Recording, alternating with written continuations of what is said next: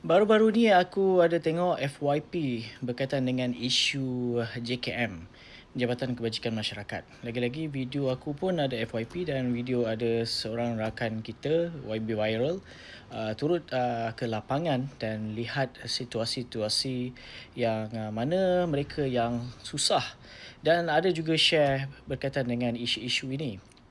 So kalau ikutkan bantuan ini seperti mana dalam sesi live aku sebelum ni kan, memang daripada kerajaan-kerajaan sebelum-sebelum ni pun benda ini yang pastinya memang pihak JKM meneliti ataupun melihat kategori-kategori yang minta bantuan ini.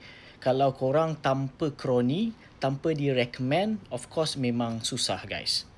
Assalamualaikum dan salam sejahtera kepada korang semua yang sudi menonton Saja Sembang. Tadi aku ada maklumkan tanpa kroni, tanpa direkomend. Memang daripada dulu sampai sekarang turun-temurun, isu JKM ini memang dibangkitkan oleh netizen kat luar sana. Lagi-lagi dekat video yang berkait dengan isu bantuan-bantuan JKM ini. Ada Astro, ada kereta, ada itu, terus tak dapat. Itu yang diceritakan segelintir. Tetapi berbeza pandangan ataupun komen-komen netizen dekat luar sana yang mana ada mengatakan pergi saja tengok atas bawah terus tak dapat. Okey, tanpa pihak JKM ini macam siasat betul-betul ataupun terima dulu laporan itu. Dia bukannya boleh buat analisa ataupun terbuat kesimpulan immediately, terus kata awak boleh kerja, awak boleh baliklah, macam tu.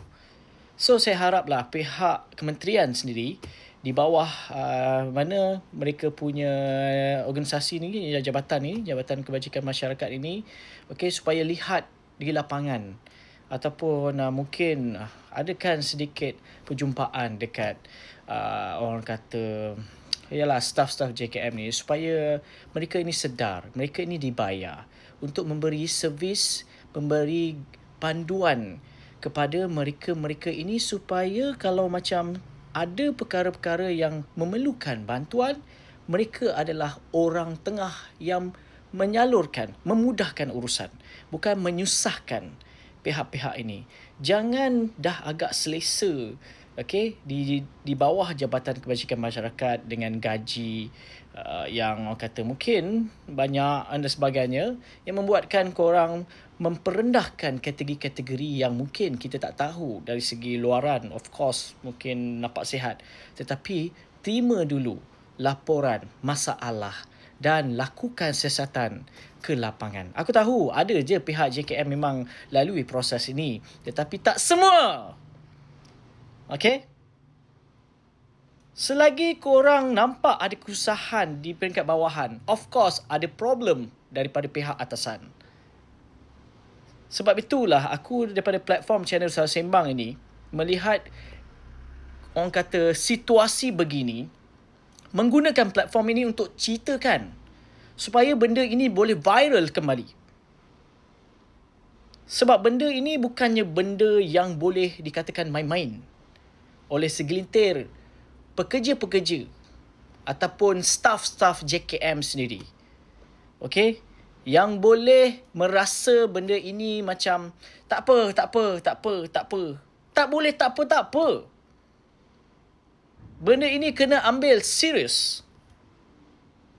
Benda ni kena ambil serius guys.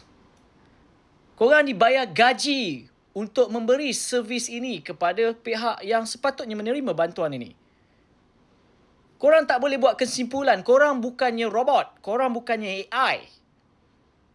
Boleh immediately beri kesimpulan. Okey, awak tak boleh ni, awak kena kerja. Awak ada tulang 4 kerat apa semua, tak boleh. Ni awak semua dah balik. Terima laporan dulu kepada staff-staff JKM kat luar sana. Jadilah orang yang bertanggungjawab sikit.